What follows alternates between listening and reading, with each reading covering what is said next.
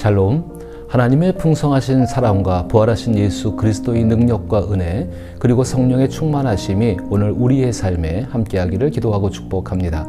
함께 읽고 묵상할 말씀은 갈라디아서 2장 11절로부터 14절 말씀입니다. 제가 읽어봅니다. 게바가 안디옥에 이르렀을 때에 책망받을 일이 있기로 내가 그를 대면하여 책망하였노라. 야고보에게서 온 어떤 이들이 이르기 전에 게바가 이방인과 함께 먹다가 그들이 오매 그가 할례자들을 두려워하여 떠나 물러가매 남은 유대인들도 그와 같이 외식함으로 바나바도 그들의 외식에 유혹되었느니라. 그러므로 나는 그들이 복음의 진리를 따라 바르게 행하지 아니함을 보고 모든 자 앞에서 게바에게 이르되 내가 유대인으로서 이방인을 따르고 유대인답게 살지 아니하면서 어찌하여 억지로 이방인을 유대인답게 살게 하려느냐 하였노라. 아멘. 교회에서 야단칠 일이 꽤 있습니다. 다시 말해 책망할 일이 있는데 그 책망하고 야단을 치는 것이 좀 쉬운 일은 아닙니다. 그래서 저는 오늘 이 본문을 가지고 복음 안에서의 책망이란 제목으로 생각해 보고자 합니다. 1세기 당시 초대교회의 지도자들이 예루살렘에서 모여 연 회의는 복음의 진리, 즉 구원이 오직 예수 그리스도를 믿음으로 이루어진다는 사실을 확고히 세웠습니다. 이로 인해 유대인 출신 그리스도인이나 이방인 출신 그리스도인 모두에게 자유가 주어졌고 교회는 분열의 위기를 극복하며 복음 안에서 더욱 진정한 연합을 이루어냈습니다. 저는 교회의 권위 있는 회의도 이와 같은 방향으로 나아가야 한다고 믿습니다. 즉 무언가를 막고 제한하며 통제하는 자리가 아니라 자유를 허락하고 복음으로 인해 연합할 수 있는 길을 열어주는 회의가 되어야 한다는 뜻입니다. 그러나 현실의 교회 회의들은 갈라디아서에서 나타난 회의와는 달리 때로는 그 본질에서 멀어지는 경우가 많습니다. 갈라디아서를 통해 교회의 목회 방향을 고민할 수 있는 이유는 교회를 위한다는 회의 안에, 교회 안에 내재된 더 깊은 문제들이 내포되어 있기 때문입니다. 바울이 예루살렘을 방문하여 베드로를 비롯한 당시 교회 지도자들과 회의를 가진 이야기를 마친 후 갈라디아서는 심상치 않은 특별한 내용이 전개되기 시작합니다. 안디옥에서 두 사도, 즉 게바라고도 불리는 베드로와 바울이 만났습니다.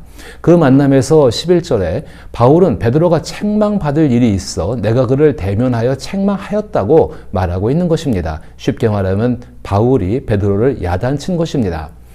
유대인의 사도로 세워진 베드로와 이방인의 사도로 세워진 바울이 만난 자리에서 바울이 베드로를 책망하고 있는 모습인데 과연 어떤 일이 있었기에 이처럼 뛰어난 두 사도가 그런 상황에 놓이게 된 것일까요? 바울이 베드로를 책망한 내용을 간략하게 설명하면 베드로가 누구와 함께 식사하는지, 즉 그의 식사 습관이 바뀐 것이 문제였습니다. 바울은 갈라디아서 2장 12절에서 베드로의 변화된 식사 태도를 지적합니다. 베드로는 야고보가 보낸 몇몇 사람이 오기 전까지는 이방인들과도 꺼리낌 없이 함께 식사했지만 예루살렘에서 온 보수적인 신자들이 나타나자 슬그머니 물러나 이방인들과의 교제를 피하기 시작했습니다. 다시 말해 보수적인 사람들의 눈치를 보며 이방인과의 식사를 중단한 것입니다. 이에 안디옥에서 바울이 베드로를 만났을 때 직접적으로 대면하며 베드로의 태도를 강력하게 책망한 것입니다. 왜 베드로는 이방인과의 식사를 중단했을까요?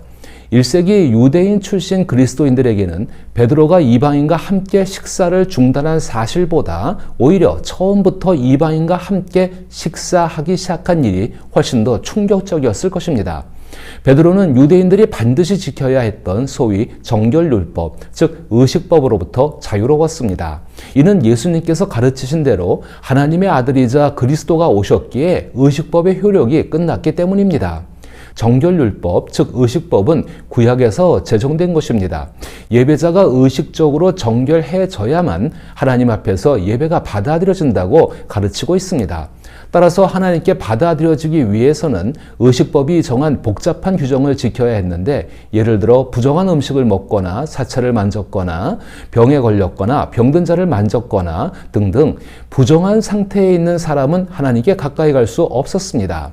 거룩하신 하나님은 죄인이 깨끗함을 받지 않고서는 하나님의 임재 안에 들어올 수 없다는 것을 이 의식법을 통해 가르치셨습니다. 이러한 정결율법은 이스라엘 민족만이 하나님께 가까이 갈 수 있다는 우월감과 자존심을 나타내는 문화가 되었습니다. 하지만 하나님의 아들 예수 그리스도가 이 땅에 오심으로써 의식법은 완성되었습니다. 그럼에도 불구하고 1000년 이상 유대인들의 종교 의식과 삶을 지배해온 의식법이 끝났다는 사실을 받아들이기는 쉽지 않았습니다. 베드로조차도 시간이 지나면서 의식법, 즉 정결에 관한 율법을 어기는 것을 두려워했습니다.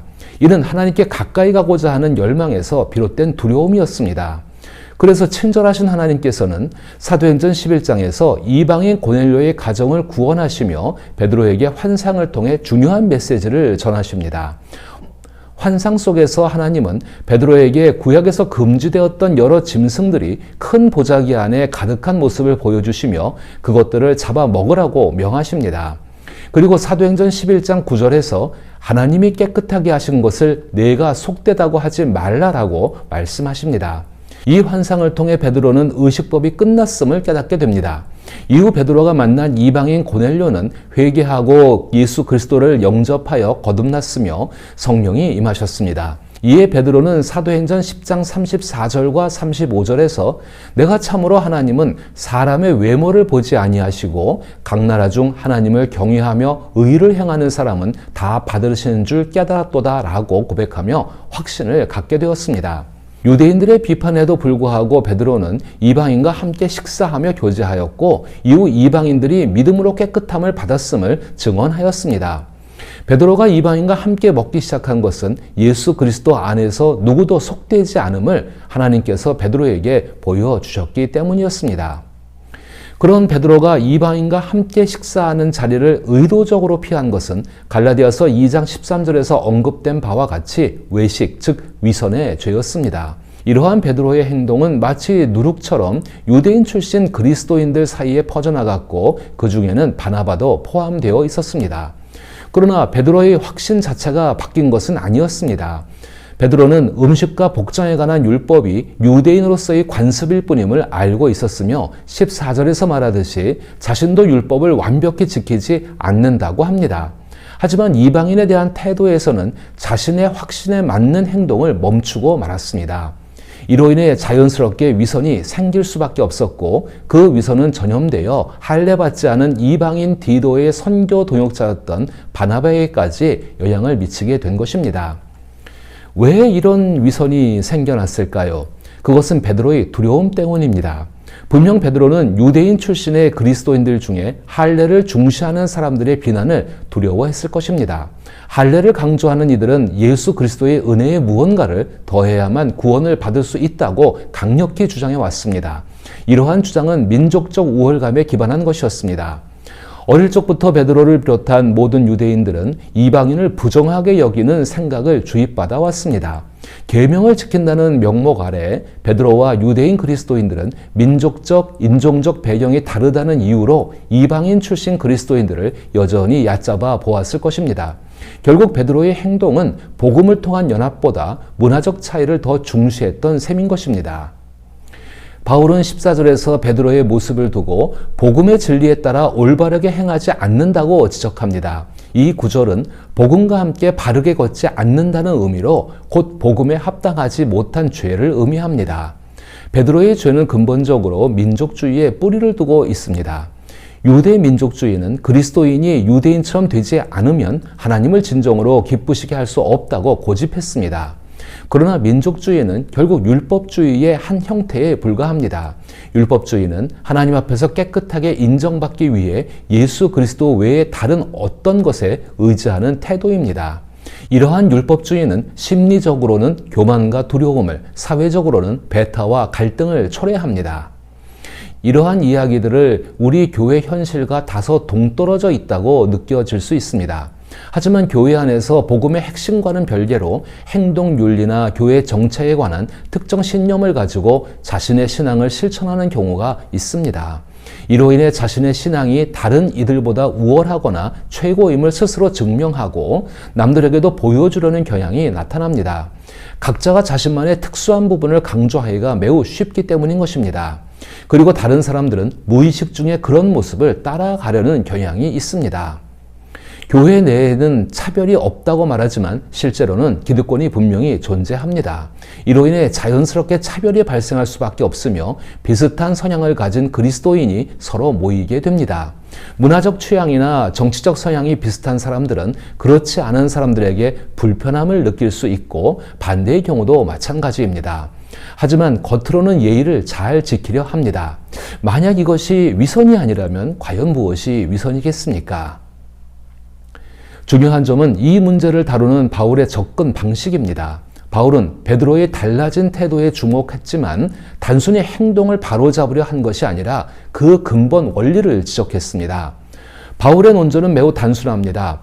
하나님께서 우리와 교제하시는 이유가 우리가 가진 문화나 출신, 민족 혹은 경건하다고 여기는 어떤 조건과는 전혀 무관하다는 것입니다.